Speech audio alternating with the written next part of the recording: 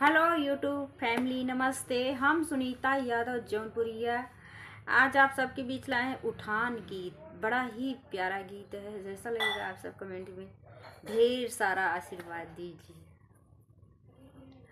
आज हमारे लाल भाई सागरवा जोर भाई नैया रेला सोर भाई हो बहिनी ये तानी ता चोटिन मोर सासुइया से ठौरवई कुल खाई गई हो बहिनी ये तानी ता चोटिन मोर सासुइया से ठौरई कुल खाई गई हो। भल की है सासू, भल की है सासू से ठौरवई हो खाई गऊ हो सासू नैहर से ठौरवा मंगाई लेब हम हो खाई लेबै हो सासू नैहर से ठौरवा मंगाई लेबै हम हो खाई लेबै सैया के खियाई देबै हो। अरे आज हमारे लाल भाई सागरवा जोर भाई नैहर रेला सोर भाई हो बहिनी ये तानी ता चोटिन मोर नाना दिया कजरौटा वा चोराइलिहिनी हो बहिनी ये तानी ता चोटिन मोर नाना दिया कजरौटा वा चोराइलिहिनी हो।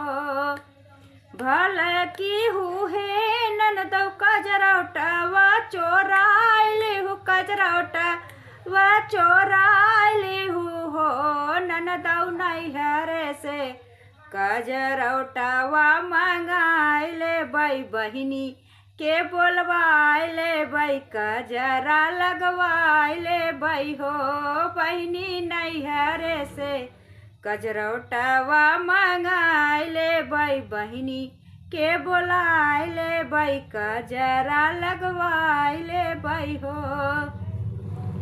आज हमारे लाल भाई सागरवा जोर भाई नैहर में सोर भाई हो बहिनी ये तानी ता चोटिन मोर जेठानिया ता सूपा वा चोराइलिहिनी हो बहिनी ये तानी ता चोटिन मोर जेठानिया ता सूपा वा चोराइलिहिनी हो।